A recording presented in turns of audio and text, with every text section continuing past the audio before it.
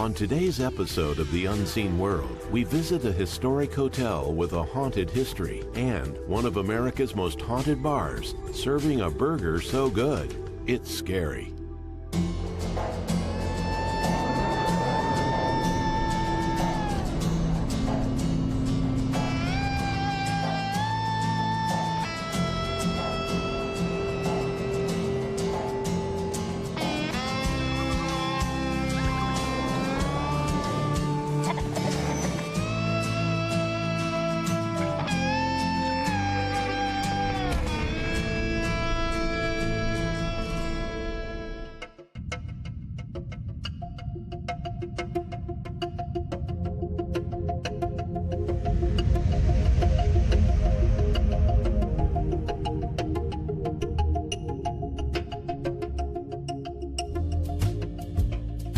The Reed House is meant to take our guests back in time and help them to get away from their daily lives and just leave all their worries at the door and just come and enjoy the hotel, its amenities, the city of Chattanooga, and supernatural stuff that has occurred, just to have a good time.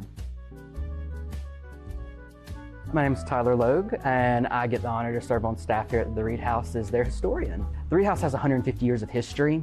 We have some old documents downstairs that needed organizing.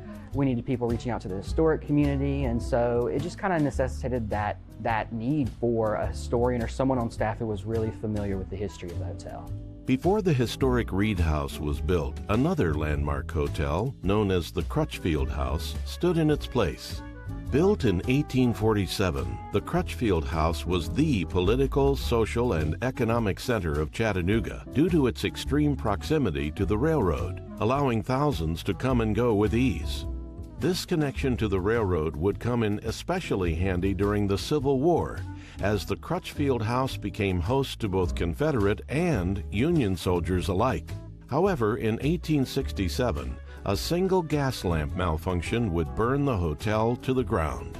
After the Crutchfield House burnt down in 1867, the land kind of sat desolate, but it was a central tract of land for the city. The train station was right across the street, and this was, the railroad was life to this city, was life to any city at the time, and so some local businessmen bought the land and they began to construct a new building on the site. It was actually meant to be kind of what we would consider an office building.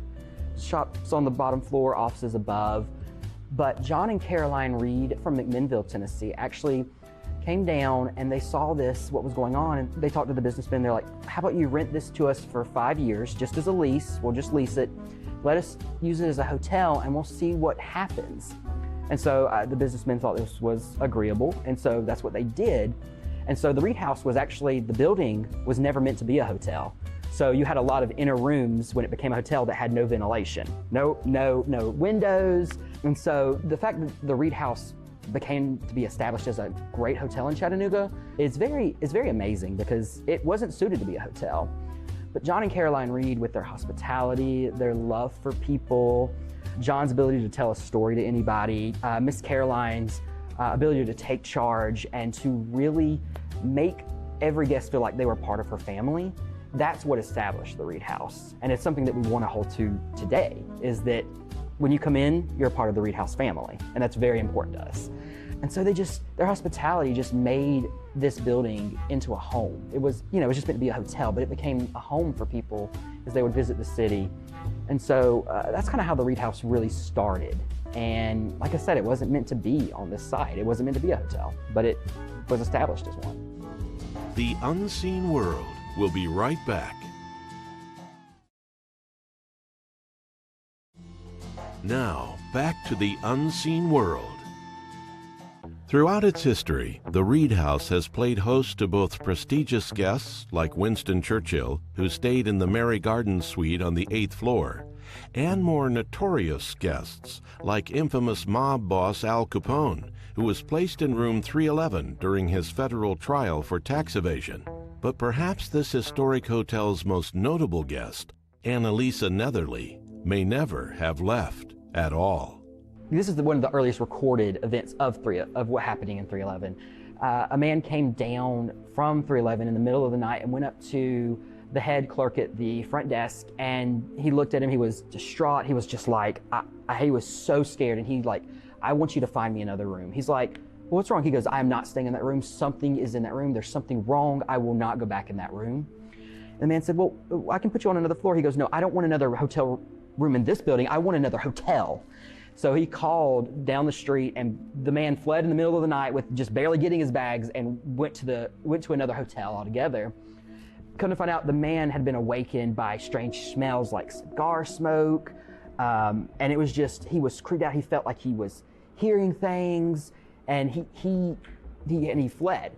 Later on, it turns out that that room was the same room that a woman named Annalisa Netherly had stayed in the 1920s. The legend of Annalisa states she and her husband occupied the notorious room 311 sometime in the 1920s during a vacation. However, rumor has it that she was caught cheating on her husband with another man. Distraught and fueled by jealousy, Annalisa's husband extracted a most brutal revenge and murdered Annalisa while she was in the bath. A gruesome crime left for housekeeping to discover. Annalisa's husband was never seen or heard from again. In fact, not much is known of the man, except that he was a heavy smoker. And so Annalisa's our longest serving guest here at the Reed House, nearly 100 years. And so Annalisa, that's her room. When we did the recent remodel, we were taking the doors off the rooms, and we were restoring everything and trying to make the rooms look the hotel had gone downhill in the 90s. So we needed a big restoration and a renovation. And we wanted to establish 311 we wanted basically to appease kind of Annalisa was the idea. We want her to be comfortable so our guests are comfortable, so she didn't disturb everybody. So we just brought back antiques into the room dating back to the 1890s all the way through the 1930s and made that her room. During the renovation in 2017, they took the door off of all the rooms. But when they got to 311, the key card wouldn't work. And so they eventually had to bring the machine that just destroys the magnetic lock and opens the door, and that didn't work. And so they actually ended up taking a buzzsaw and cutting a hole into the door to reach around and open the door. There's actually a picture of it in the newspaper of the way the door looked. But yeah, so 311 is haunted by Annalisa Netherly is the legend. We had a lobby ambassador who worked here for about 2 years. He said one time he went up there and he felt like his throat constricting when he was up there and everything. I was like, are you kidding? He's like, no. He's like, I just could not breathe in that room. And he's like, it just felt like there was this hand wrapped around me. And he goes in there all the time. And this wasn't a common occurrence for him, but he would walk up there and he just felt like his throat was tightening, and he wasn't allergic to anything. He hadn't ate anything or anything like that. And he just said he had to walk out of the room and just go downstairs for a while because he's like, I couldn't breathe. I don't know what it was, but he goes, I guess Annalisa just had enough of me or something, because he's like, but he just couldn't breathe. And another time he was giving a tour and he brought this woman, it was just a single woman, she was in black and she had a rose in her hand, which was eerie, but she was very sad. She came to the hotel and he took her upstairs, and she was walking around the bathroom and she just started sobbing, and after a while she kind of wiped tears away and she placed this rose on the vanity that's in there, and all she said was like, thank you, Annalisa. And then she walked out, and he walked out after, and he kind of was like, are you okay? And she goes, my father passed away a few days ago, and I just, I came here and I don't know, I guess she was looking for something from a ghost, and she said that Annalisa had comforted her in some way. And so that was another story he experienced while he was in there. And so he's experienced probably the most out of people recently because he was always in there. He also is a man, so he kind of has to make peace with he had to make peace with Annalisa when he would go in there and everything. So so I haven't felt anything, but he who was in that room probably 20 times a day, every day, he felt a lot, from what I understand. So The Unseen World will be right back. Now, back to the unseen world. If you are brave enough and would like to stay in room 311, the room is available to be rented out only in certain days of October. Let's say Halloween falls on a Thursday. And every Thursday of that month, we will rent it out, including Halloween night. For every other 361 days of the year, we tour. You can take tours of it pretty much at any time. You just walk in there, just get one of our ambassadors to take you up there. But during the month of October, you can stay in it 4 to 5 times. Typically, I think the last year's rate was $666.66.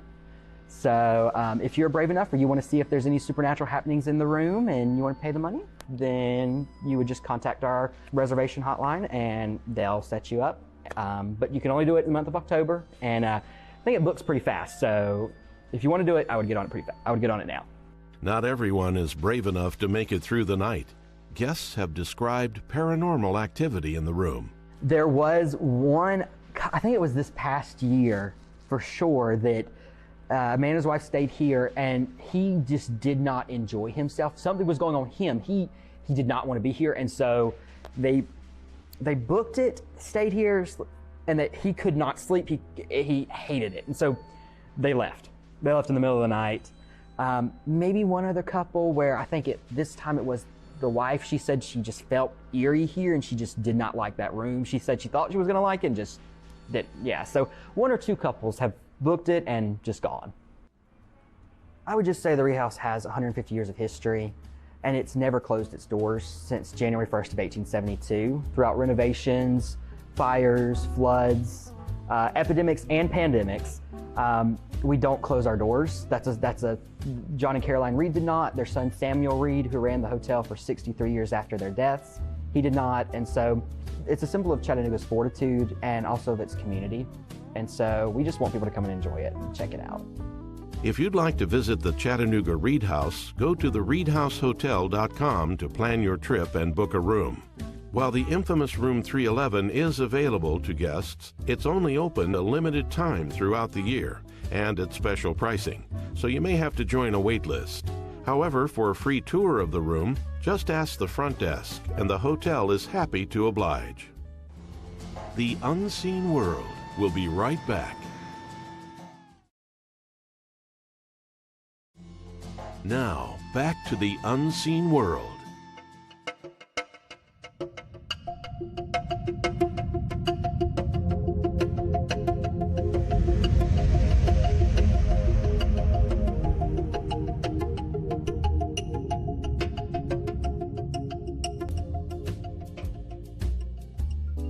My name is Nathaniel Barnes.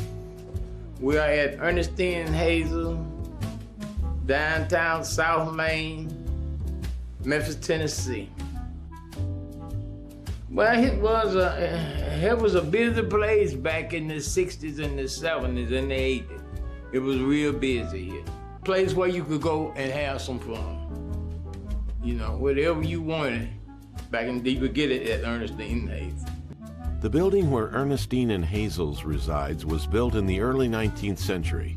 Originally intended as a church, it developed into a dry goods store and pharmacy in the 1930s with the help of its owner, Abe Plow, a man who would go on to become one of the richest men in Tennessee history with his invention of Coppertone suntan lotion, a widely popular product still used today.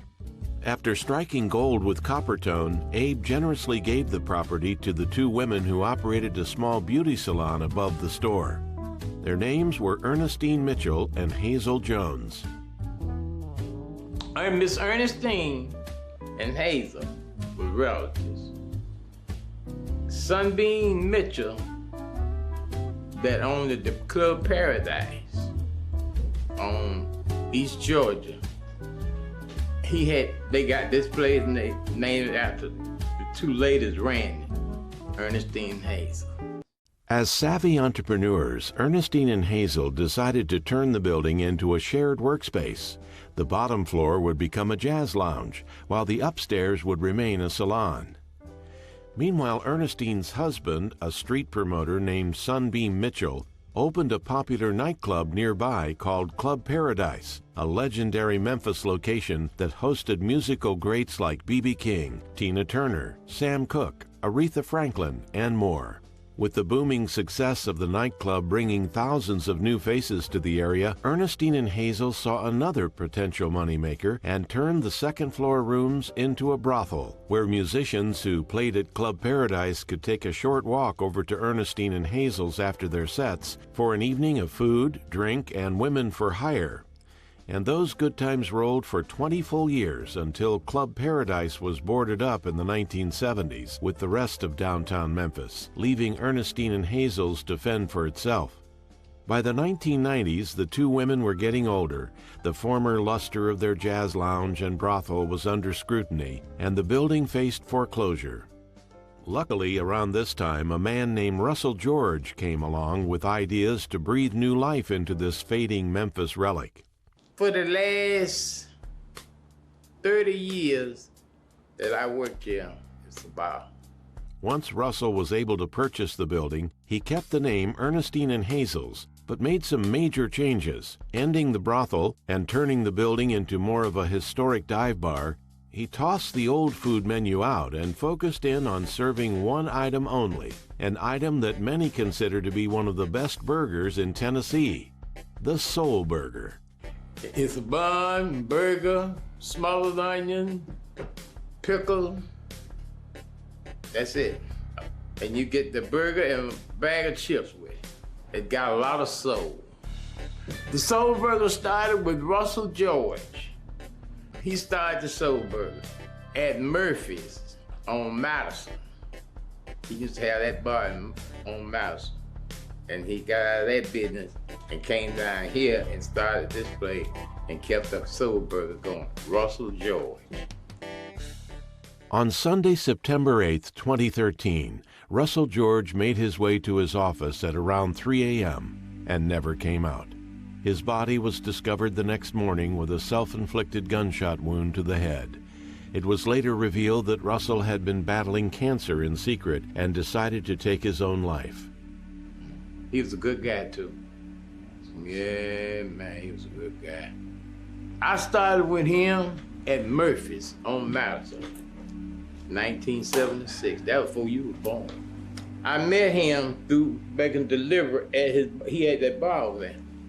And we just got to talking one day, and he asked me would I come over and help him on weekend. That was in 76.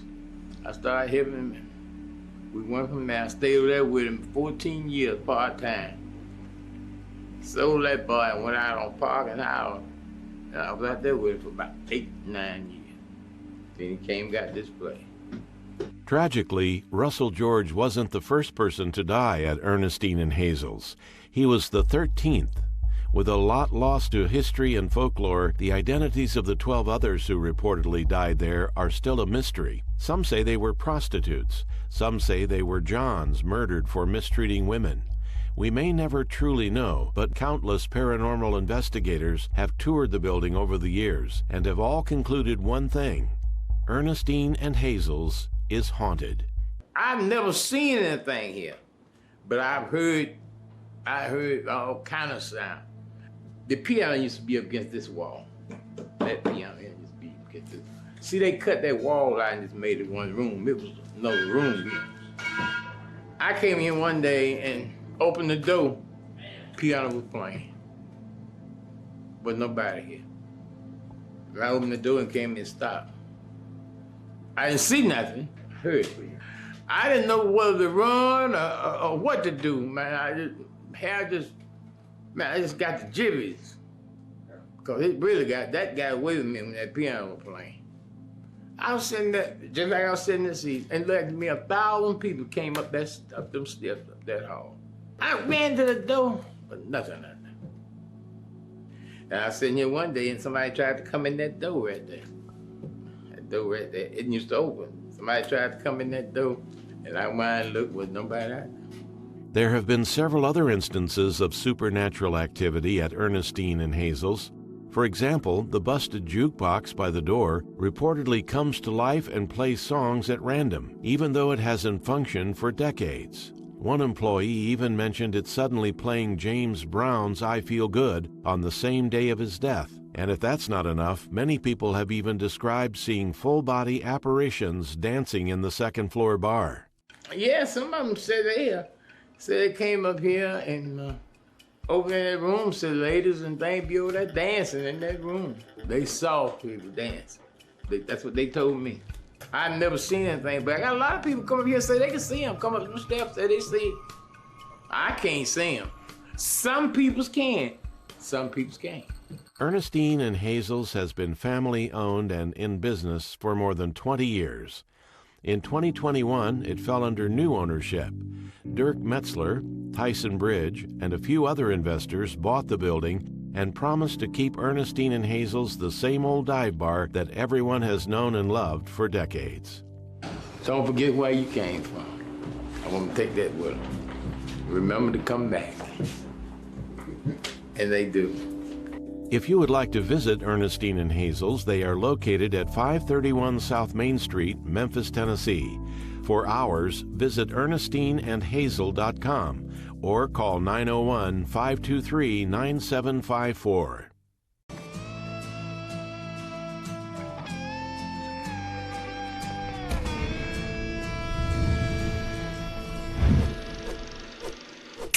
It's good.